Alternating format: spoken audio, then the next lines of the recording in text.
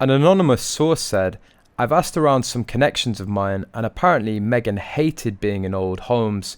She wanted modern hotels with 24/7 room service and bars, spas, and restaurants at her fingertips.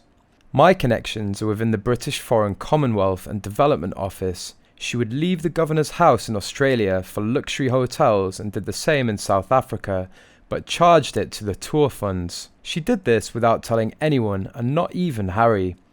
In the Australia tour, this also meant Jess was using royal tour funds. Security would be scrambling to find her. She abused and threatened them. Harry was doing the same, as she was obviously gaslighting and controlling him. This is an issue with the security. She constantly left secure and searched safe areas to go off to where she wanted. It was also about control, and apparently would disappear, with Archie leaving the nanny, guards and aides being attacked by Harry. Nobody will sign up to do it.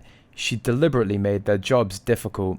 Meanwhile, Meghan's story of Archie escaping fire was disputed by royal sources. It didn't take long for royal sources and other onlines to raise questions about Meghan Markle's story of being forced to carry on with official engagements after a fire broke out in her baby son's bedroom while she and Prince Harry were visiting South Africa. Critics of Meghan, including royal biographer Angela Levin, suggested that the story could be another example of how the former TV actress can be an unreliable narrator. If nothing else, they wondered how details of such a traumatic event involving the risk of harm to the great-grandson of Elizabeth II never was leaked to the media. While the Telegraph said that Buckingham Palace had no official response to Meghan's fire story, royal sources confirmed to the Daily Mail that there was an incident involving a heater at the High Commissioner's residence on September 23, 2019, but they say it didn't happen the way Meghan described. They don't recall that there was an actual fire, but they say that the heater was smoking, unplugged and dealt with, the Daily Mail report. While some said it was understandable that the incident would cause concern for any parent,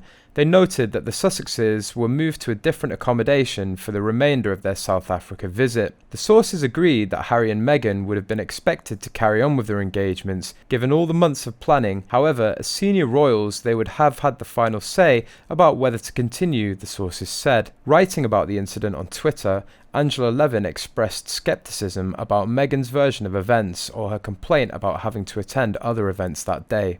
Meghan outraged that she had to go on another royal engagement in South Africa after she heard there was a fire in baby Archie's room, Levin wrote. "Nasty to hear, but as an actress, doesn't she know the show must go on? Luckily he wasn't there, but odd it was never leaked to the press." But not everyone agrees, with some fans defending the debut episode of Archetypes and praising the powerful conversation. When Meghan said, "As young girls, we're usually so fearless, and then we grow more insecure as we grow up because we get aware of more archetypes thrown at us, I really felt that," tweeted one fan. "This conversation was amazing, and #Archetypes is my new favourite podcast," wrote another. "I'm sorry, but Meghan Markle is a genius for this.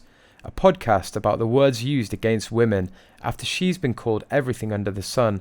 A big F you to her haters, but in a very classy and very clever way," explained Courtney Pochin, the lifestyle editor for The Mirror.